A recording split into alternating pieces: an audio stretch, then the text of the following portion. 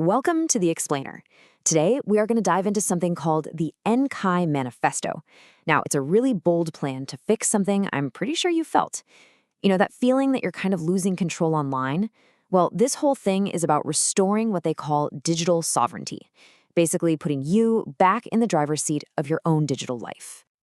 Okay, so the manifesto kicks off with this really powerful metaphor. It's basically saying that we're all just lost at sea online. We have this vast digital ocean, but no real way to navigate it.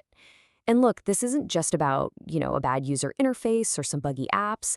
They're calling this a full-blown sovereignty crisis, a fundamental loss of control over who we are and what we actually own in the digital world. So where does a crisis like this even begin? Well, the manifesto points directly at identity. And just think about it for a second. All your logins, your profiles, they're all issued and controlled by these huge companies, right? This means your digital identity, it isn't really yours. It's more like a copy that can be faked, messed with, or even just poof, taken away, leaving you with absolutely no power. And of course, that lack of control, it bleeds right over into your personal information. I'm talking every click, every photo, even your private messages. They're all being kind of sucked up and packaged as a product to be sold. This goes way beyond just an invasion of privacy. It's like a constant drain on your personal value, leaving your entire digital life wide open to theft and misuse. And here's maybe the most critical part of this whole crisis. The very idea of truth is under attack. I mean, we live in an age now where algorithms can convincingly impersonate a human voice, right? Where deepfakes can just manufacture realities that never ever happened. That line between what's real and what's fake is getting dangerously blurry. All right, so that's the pretty bleak picture they're painting. So what's Enkai's solution? Well, it all comes back to one single foundational pillar: identity. And the logic here is actually super simple. If you don't truly own your digital self, then how can you possibly own your data, your assets, or even your own voice online? You can't. The core solution they're proposing is what's called a self-issued identity. And honestly, the idea is as simple as it is revolutionary.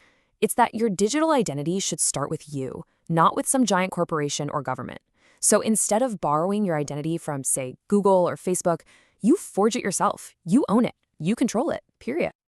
And just to be clear, we're talking about way more than just a username and password here. This kind of identity is anchored in cryptography, which basically makes it almost impossible to fake. Anyone can verify it's you without needing a middleman. It's designed from the ground up to preserve your privacy. And maybe the biggest game changer of all, it's portable. You can literally take it with you anywhere on the internet, which frees you from being locked into any one company's little walled garden. All right, let's move on to the next pillar, because this is where it all starts to build.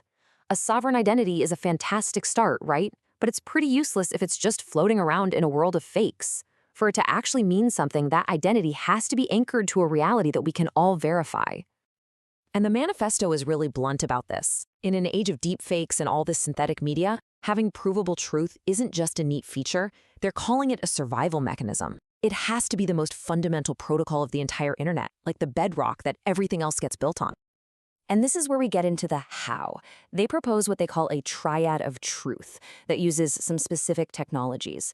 So first, you've got Jasmy, which you can think of as a secure digital locker for your personal data.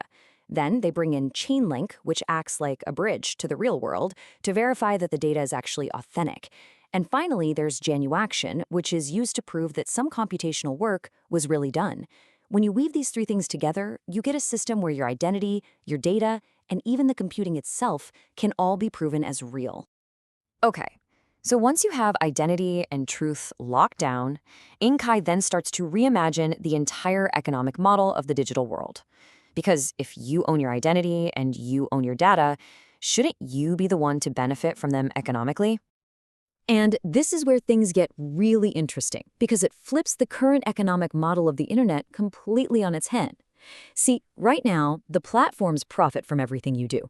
But in this new contributor model, you are the one who earns directly. You can get compensated for the data you choose to share, for lending out your device's computing power, and even for just participating in and helping build the network. Yeah, they have a name for this: proof of participation. And it's a really fundamental shift in how you think about all this. You're no longer the product that's being sold to advertisers. Instead, you become a valued participant, an owner, and a stakeholder in the digital worlds you're a part of. And holding this entire new economy together is a really radical reframing of privacy. The manifesto argues that privacy isn't about hiding things or about secrecy, it's about survival. They even call it the oxygen mask of the digital age. Something you absolutely need to function safely, that allows you to prove things about yourself without having to reveal everything about yourself. And this all brings us to the real core philosophy, the big idea at the center of it all. And it tackles one of the biggest questions of our time. What is our role, the role of humanity, in an age of increasingly powerful artificial intelligence? Well, NKAI's position is firm, and it's crystal clear. Technology is a tool. It has to serve humanity, not the other way around. Sure, AI can be an incredible partner. It can enhance our abilities, but it must never replace the individual. The sovereign human being has to remain at the core of the system always. And this really lays out the stakes perfectly. The manifesto sees a clear fork in the road ahead of us. One path leads to more centralization, a world where we're all just categorized, managed, and eventually maybe even replaced by AI. But the other path, the one NKAI is pushing for, is all about decentralization, about celebrating the individual, and about restoring our power. Ultimately, the entire manifesto really boils down to 5 core affirmations. These are the pillars of their declaration: that identity is sacred, that data is personal, compute is power, truth is the foundation, and finally, that sovereignty is not some privilege you earn, it is your birthright.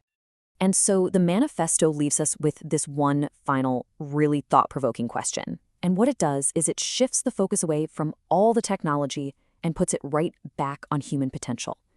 By giving us back our digital anchor, it asks us all to imagine, what new worlds, what new economies, what new connections could we create if we were truly free and sovereign online?